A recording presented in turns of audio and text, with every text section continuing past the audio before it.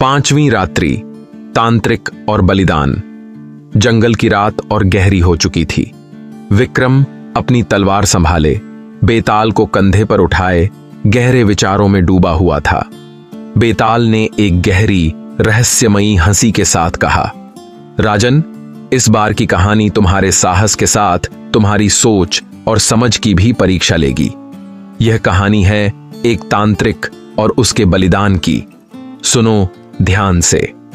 कहानी का आरंभ सुदूर एक पहाड़ी प्रदेश में बसे एक छोटे से राज्य भुवनगढ़ की कहानी।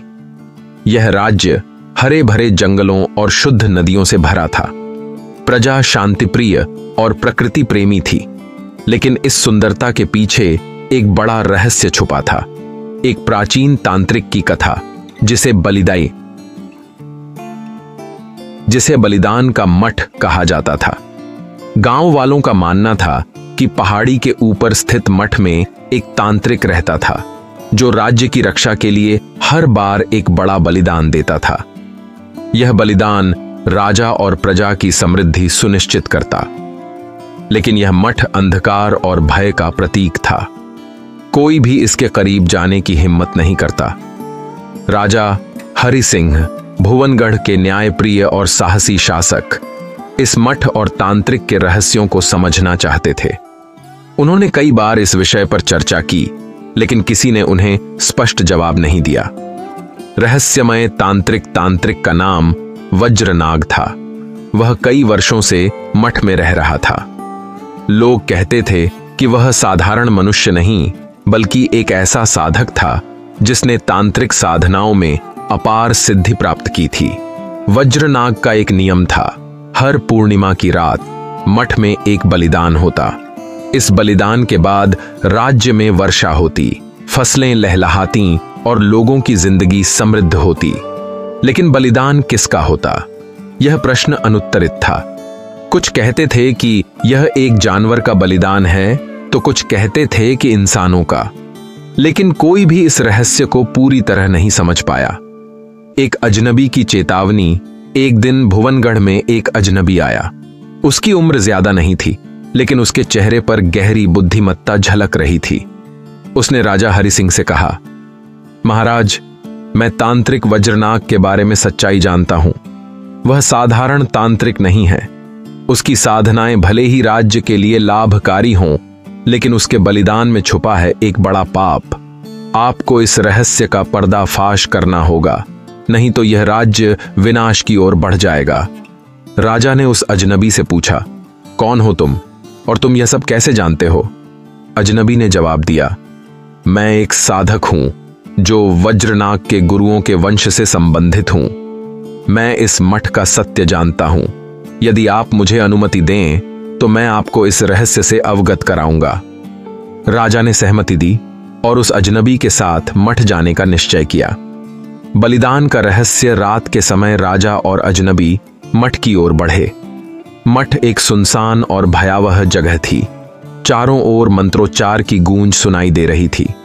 जैसे ही वे मठ के पास पहुंचे, उन्होंने देखा कि वज्रनाग एक बड़े दीपक के सामने ध्यान मग्न बैठा है। दीपक की लौ रहस्यमय रूप से नीले रंग की थी।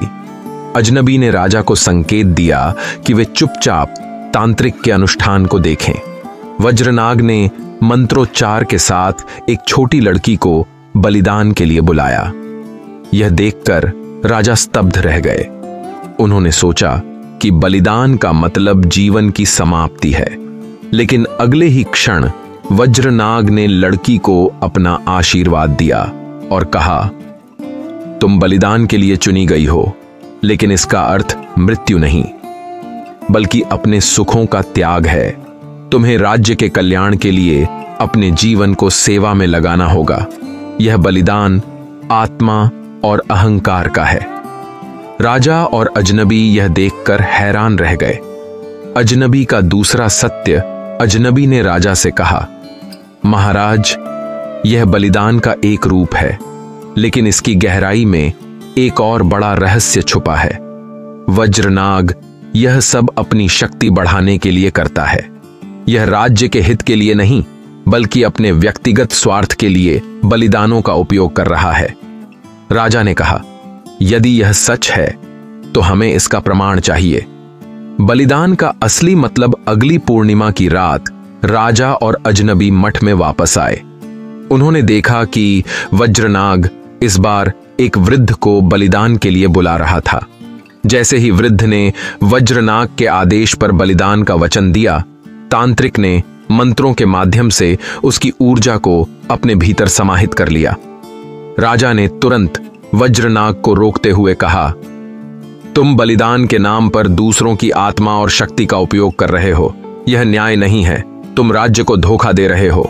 वज्रनाग ने ठहाका लगाते हुए कहा, राजन, बलिदान का असली मतलब क्या है? क्या वह अपने सुखों का त्याग है या दूसरों के हित के लिए खुद को समाप्त करना? मैं राज्य की भलाई के लिए यह कर रहा हूं। क्या यह पाप है? बेताल का प्रश्न।